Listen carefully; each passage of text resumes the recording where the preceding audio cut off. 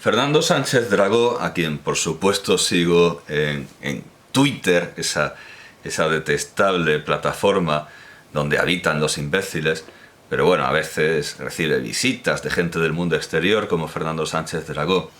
Fernando Sánchez Dragó escribió el 22 de agosto que, son sus palabras, el infame asesinato de Dugina traerá cola y podría ser algo similar, salvando las distancias, a lo que en 1914 supuso el magnicidio del archiduque en Sarajevo. Bueno, yo creo que aquí don Fernando exagera de una manera descabellada, porque en 1914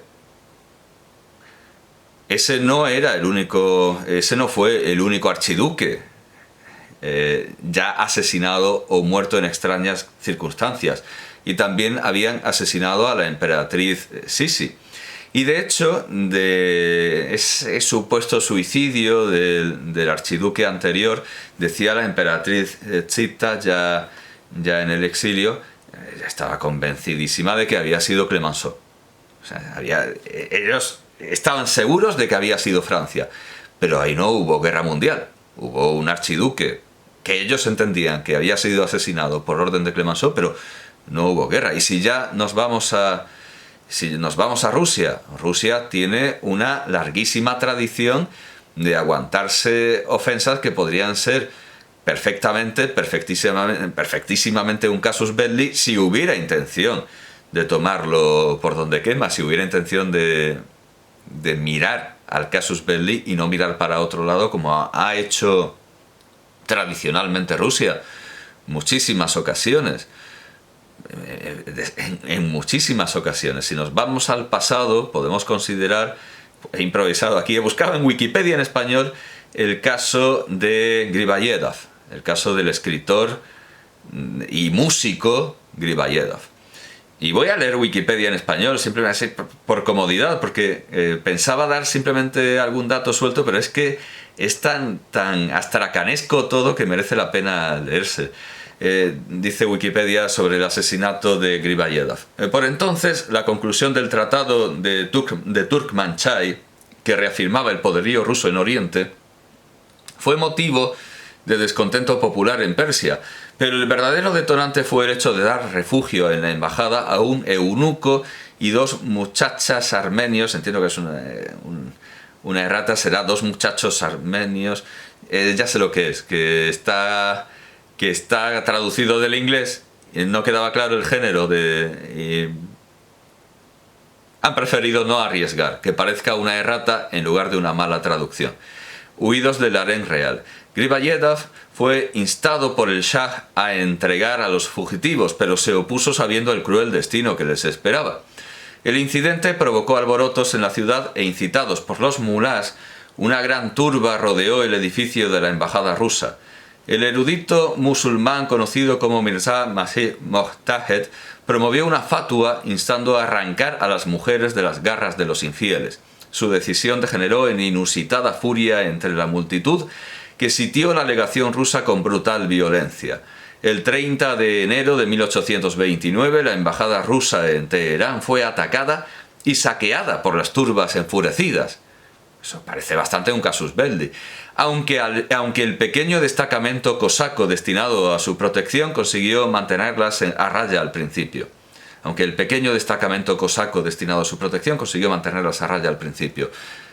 A pesar de eso, finalmente todos los miembros de la misión diplomática rusa fueron linchados, con la única excepción del secretario Maltsov, que logró huir.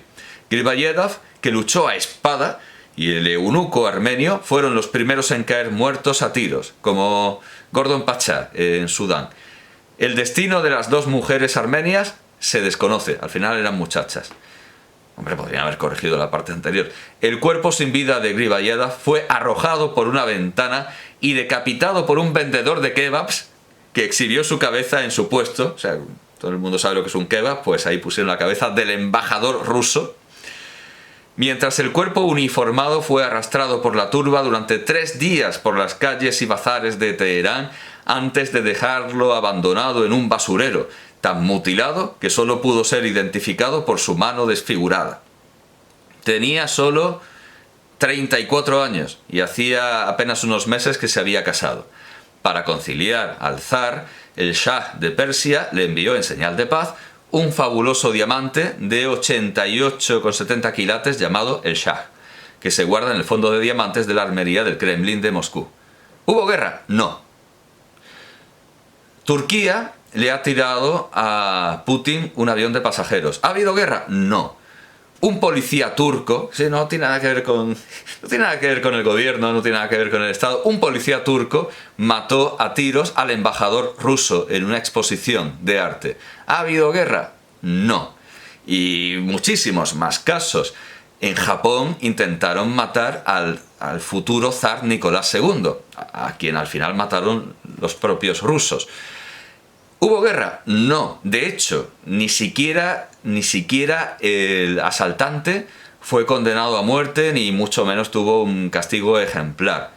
Y una pobre costurera, por el honor de Japón, se suicidó, porque veía que las leyes impedían que el regicida en grado de conato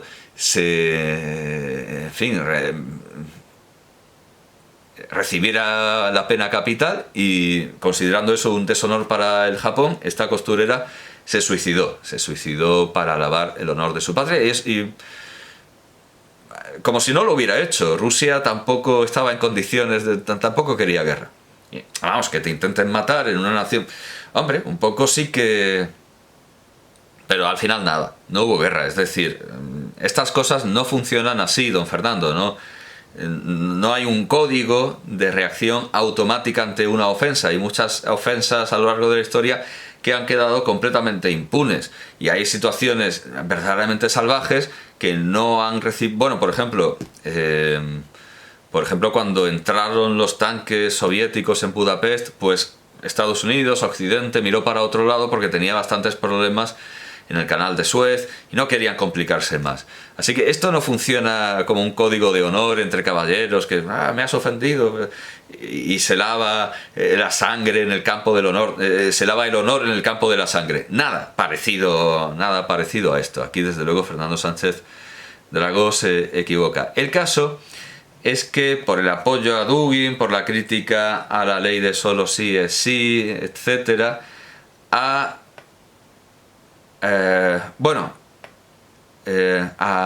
Dragó, por supuesto, que lo están llamando rojipardo, que es algo que he criticado recientemente en unos vídeos que he titulado Mi no debate con Roberto Vaquero, que al final ha salido la mula mal capada, porque yo he dicho, al final, yo dudaba si meter esos vídeos en la sección de E. Jefferson, es decir, una demostración de que el hombre, como decía Jefferson, el hombre que no lee nada en absoluto, sabrá más cosas y estará mejor informado que el hombre que solo lee periódicos, porque desde luego encajaba mucho más ahí porque el artículo de El Periódico, pero vamos, una cosa lleva a la otra, quien me ve ahora que vea ese no debate. Lo que hacía El Periódico era una bestialidad, es algo, vamos, como para salir no ya en las antologías y en los manuales de periodismo, como para salir en los libros de historia como modelo de manipulación. Bueno, pues como digo, salió la mula mal capada. Debería haberlo puesto como demostración del periodismo fantástico, porque dije, mi no debate con Roberto Vaquero, y luego resulta que Roberto Vaquero, que no me lo esperaba, contestó y ahí hubo un debate. Entonces mentí, mi no debate, no, al final Roberto Vaquero contestó con una amabilidad que yo no me esperaba. Yo me esperaba el tono habitual de Santiago Armesilla, de todos estos, que me bloquearan, pero no, estuvo muy amable, y desde luego que se le dará el derecho a que nos diga, a que me envíe los resultados de los resultados forenses judiciales de la denuncia, que bien se merece El Periódico, porque vamos, y que nos enseñe lo que la justicia ha determinado realmente acerca de esa condena que El Periódico llevó al titular, el expreso Roberto Vaquero. Bueno, pues como digo, ahí miento, porque digo, mi no debate, y luego,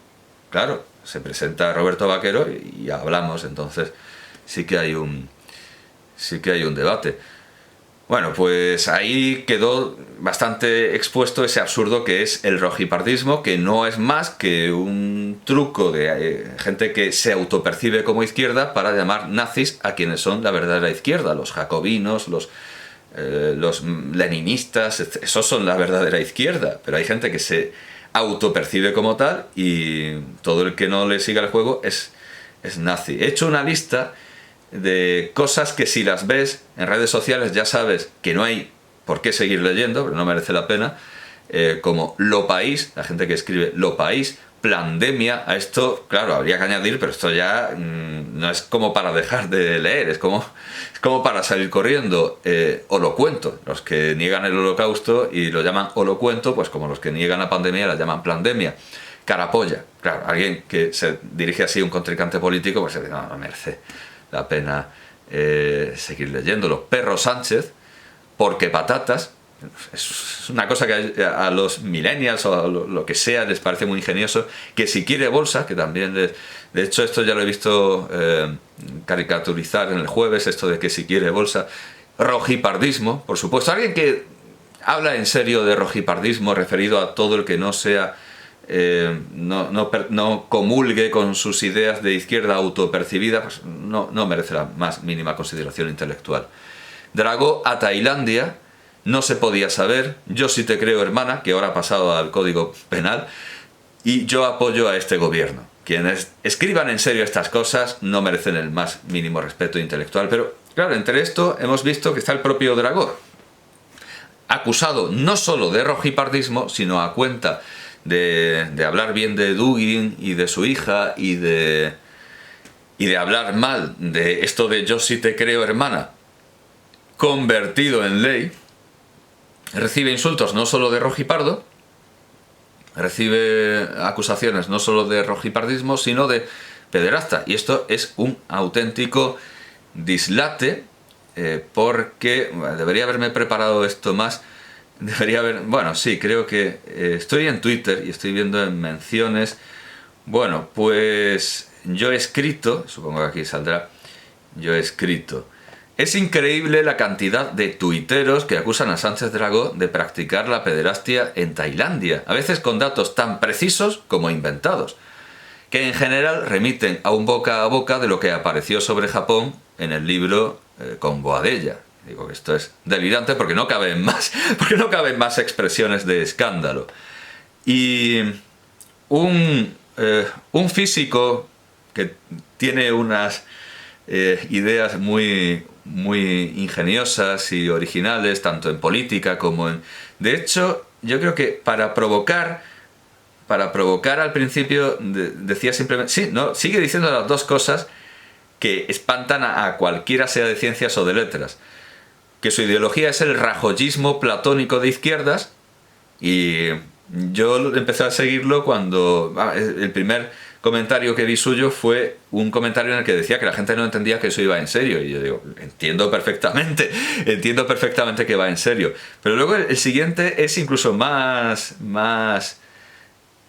escandaloso, porque dice: cero no pertenece a los números naturales. Es como cuando el profesor Frink se levanta y dice pi es 3 exactamente. Bueno, no es lo mismo, evidentemente, decir que pi es 3 exactamente es una barbaridad, y esto es una posición filosófica que algunos sostienen y algunos no.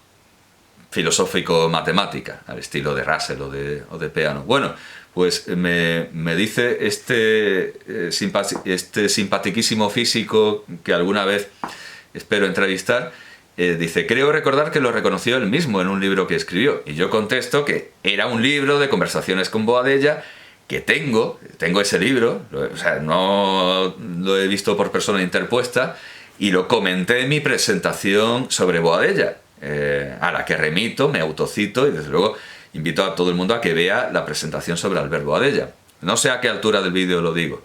De entrada, no es Tailandia, sino Japón. O sea, lo de Tailandia se lo han inventado, y muchos saben quienes se lo han inventado de dónde hacer turismo sexual. Es un poco sospechoso eso de que le salga inmediatamente la palabra Tailandia cuando se trata de Japón. Sigo explicando que el que confesó follarse menores en Tailandia fue Frédéric Mitterrand, ministro de Cultura de Sarkozy y sobrino de François Mitterrand, en La Mauvaise Vie, La Mala Vida, publicada en París, Robert Laffont, 2005. Lo publicó en 2005, pero al igual que en el caso de Dragó, el escándalo llegó mucho más tarde, por la sencilla razón de que nadie leyó ni el libro de Dragó y Boadella ni el libro de Frédéric Mitterrand, empezando por el propio Sarkozy, que escribió el prólogo diciendo que era un libro muy valiente, pero es evidente que no se lo leyó.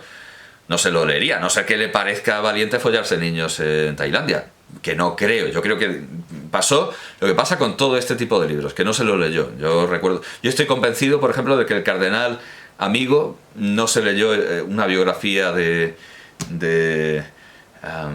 la Madre Teresa de Calcuta que prologó, que prácticamente venía a decir que todo lo que se sabía de la Madre Teresa de Calcuta en Albania era mentira, que había mentido, y y él puso un prólogo así, que bien la Madre Teresa de Calcuta. Bueno, pues yo creo que este libro no lo leyó ni su prologuista, Sarkozy.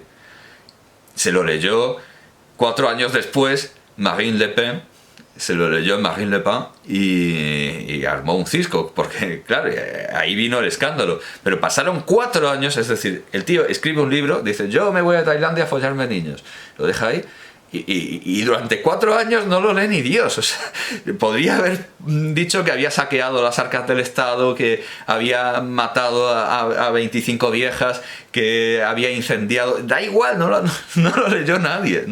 Hasta que seguramente algún asesor de Marine Le Pen, cuando Frédéric Mitterrand apoyó públicamente a Roman Polanski, que está perseguido por violación de menores en Estados Unidos, en ese momento yo creo que los asesores de Marine Le Pen se pusieron a estudiar al personaje y qué mejor que empezar por las memorias, y encontraron eso. Pero 4 años pasaron.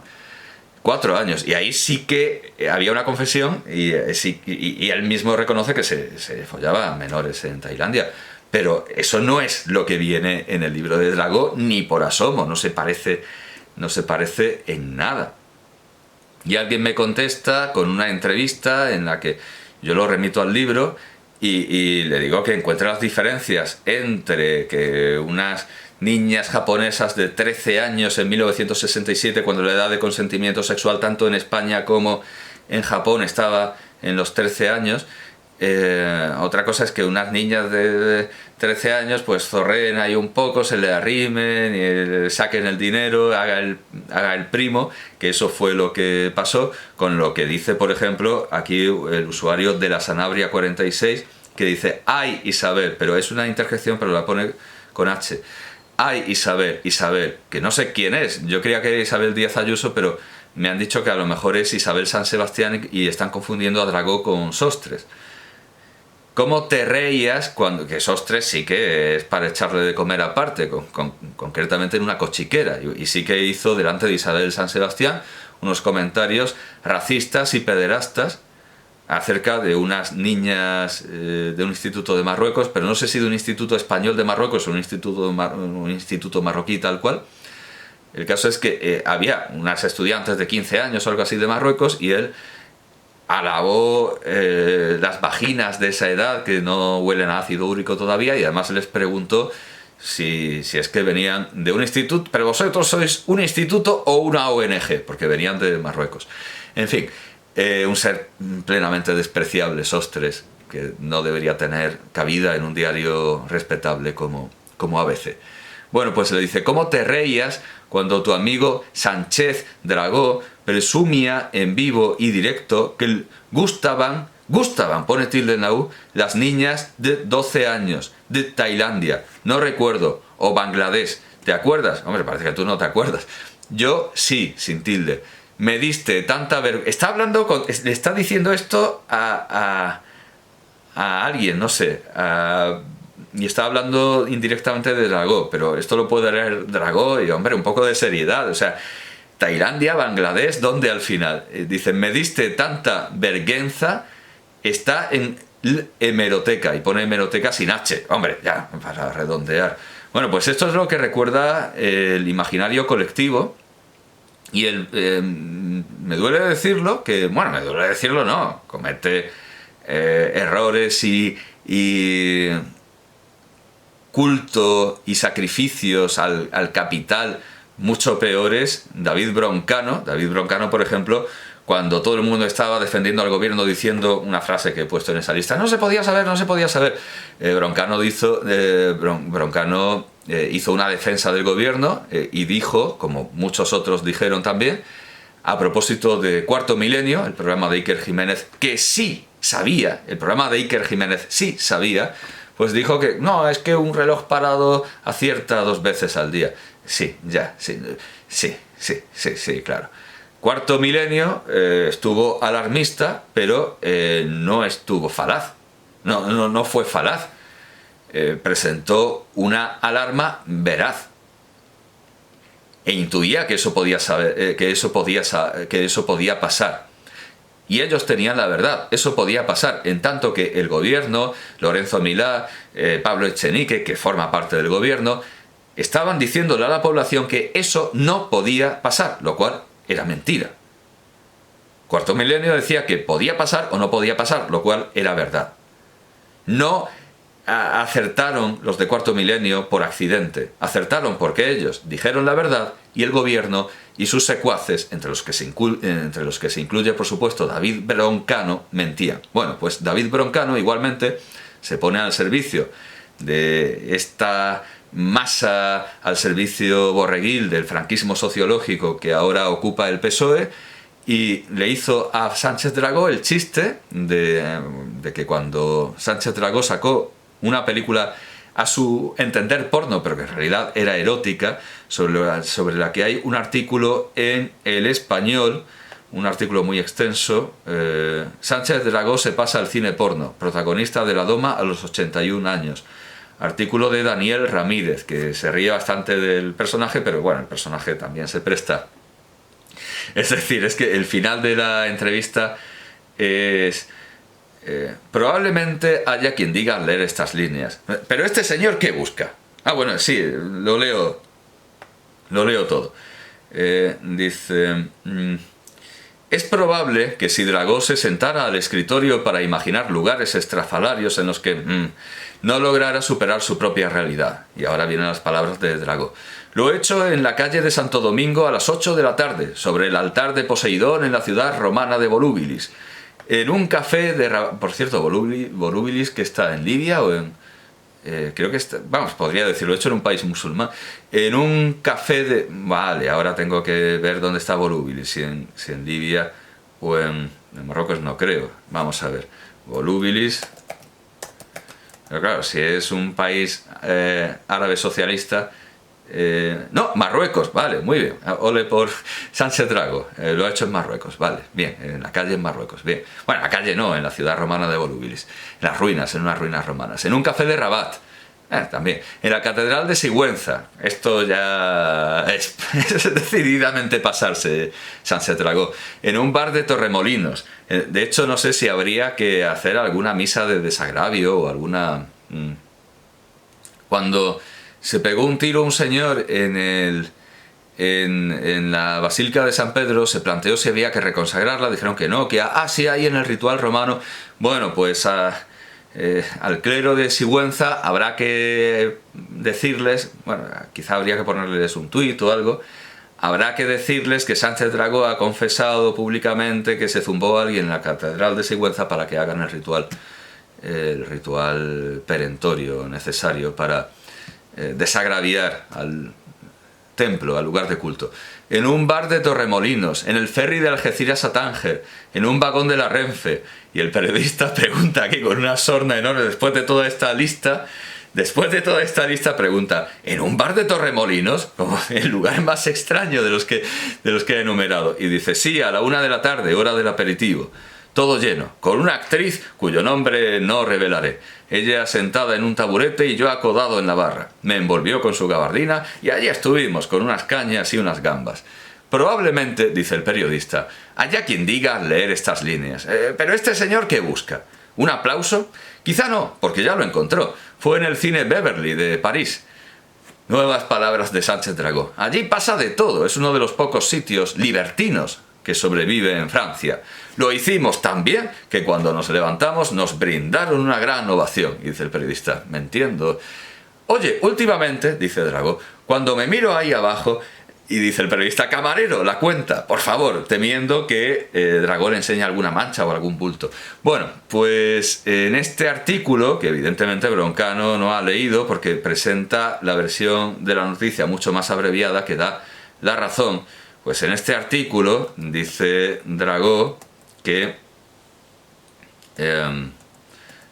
le pregunta el periodista, ¿cuál es la mujer más mayor con la que ha estado?